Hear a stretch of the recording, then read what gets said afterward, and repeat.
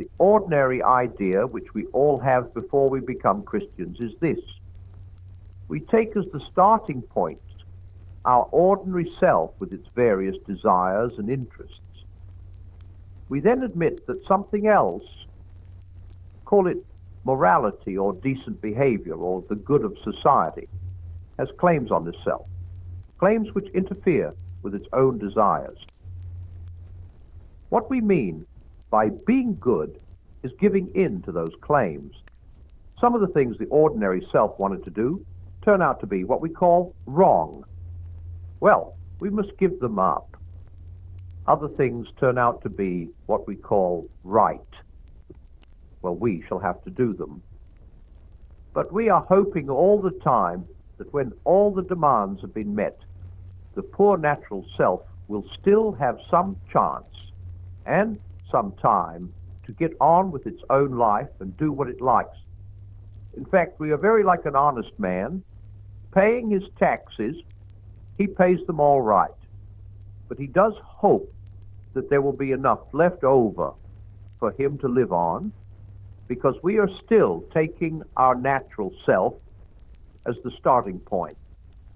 As long as we are thinking that way, one or the other of two results is likely to follow.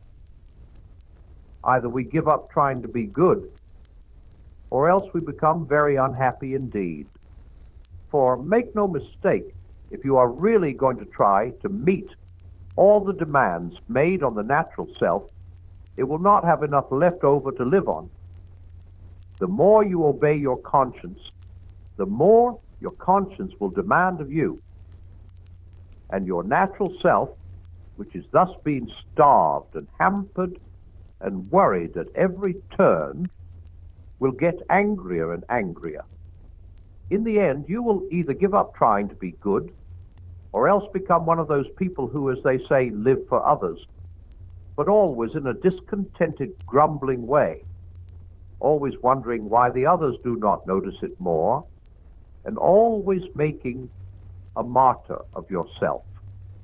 And once you have become that, you will be a far greater pest to anyone who has to live with you than you would have been if you had remained, frankly, selfish.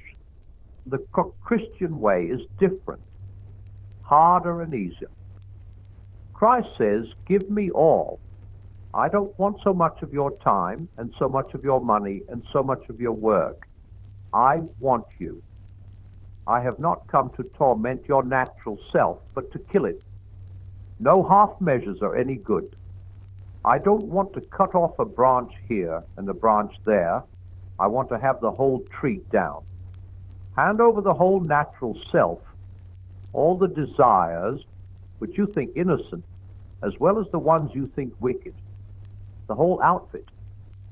I will give you a new self instead. In fact, I will give you myself. My own will shall become yours. Both harder and easier than what we are all trying to do. You have noticed, I expect, that Christ himself sometimes describes the Christian way as very hard, sometimes as very easy. He says, take up your cross. In other words, it is like going to be beaten to death in a concentration camp. Next minute he says, my yoke is easy and my burden light. He means both. And one can just see why both are true. Teachers will tell you that the laziest boy in the class is the one who works the hardest in the end. They mean this. If you give two boys, say, a proposition in geometry to do, the one who is prepared to take trouble will try to understand it. The lazy boy will learn it by heart because, for the moment, that needs less effort. But 6 months later, when they are preparing for the exam, that lazy boy is doing hours and hours of miserable drudgery over things the other boy understands and positively enjoys in a few minutes. Laziness means more work in the long run. Or look at it this way. In a battle or in mountain climbing, there is often one thing which it takes a lot of pluck to do but it is also in the long run the safest thing to do. If you funk it, you will find yourself hours later in far worse danger. The cowardly thing is also the most dangerous thing. It is like that here. The terrible thing, the almost impossible thing, is to hand over your whole self, all your wishes and precautions, to Christ. But it is far easier than what we are trying to do instead. For what we are trying to do is to remain what we call ourselves, to keep personal happiness as our great aim in life, and yet at the same time be good.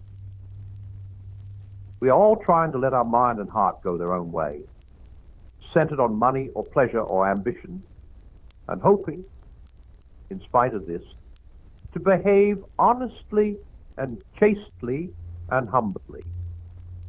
And that is exactly what Christ warned us you could not do.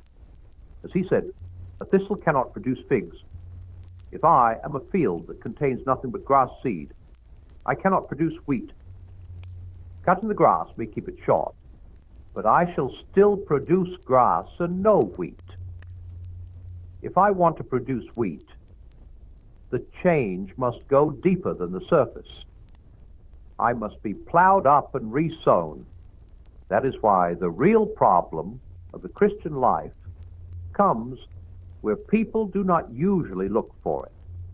It comes the very moment you wake up each morning. All your wishes and hopes for the day rush at you like wild animals. And the first job each morning consists simply in shoving them all back, in listening to that other voice, taking that other point of view, letting that other larger, stronger, quieter life come flowing in. And so on all day, standing back from all your natural fussings and frettings, coming in out of the wind. We can only do it for moments at first, but from those moments the new sort of life will be spreading through our system, because now we are letting him work at the right part of us. It is the difference between paint, which is merely laid on the surface, and a dye or stain, which soaks right through. He never talked vague, idealistic gasp. When he said, be perfect, he meant it. He meant that we must go in for the full treatment. It is hard, but the sort of compromise we are all hankering after is harder. In fact, it is impossible. It may be hard for an egg to turn into a bird. It would be a jolly sight, harder for it to learn to fly while remaining an egg. We are like eggs at present. You cannot go on indefinitely being just an ordinary, decent egg. We must be hatched or go bad. May I come back to what I said before? This is the whole of Christianity. There is nothing else. It is so easy to get muddled about that. It is easy to think that the church has a lot of different objects: education, building, missions, holding services. Just as it is easy to think the state has a lot of different objects: military, political, economic, and whatnot. But in a way, things are much simpler than that. The state exists simply to promote and to protect the ordinary happiness of human beings in this life. A husband and wife chatting over a fire, a couple of friends having a game of darts in a pub, a man reading a book in his own room or digging in his own garden. That is what the state is there for. And unless they are helping to increase and prolong and protect such moments, all the laws, parliaments, armies, courts, police, economics, etc., are simply a waste of time. In the same way, the church exists for nothing else but to draw men into Christ, to make them little Christs. If they are not doing that, all the cathedrals, clergy, missions, sermons, even the Bible itself, are simply a waste of time. God became man for no other purpose. It is even doubtful, whether the whole universe was created for any other purpose.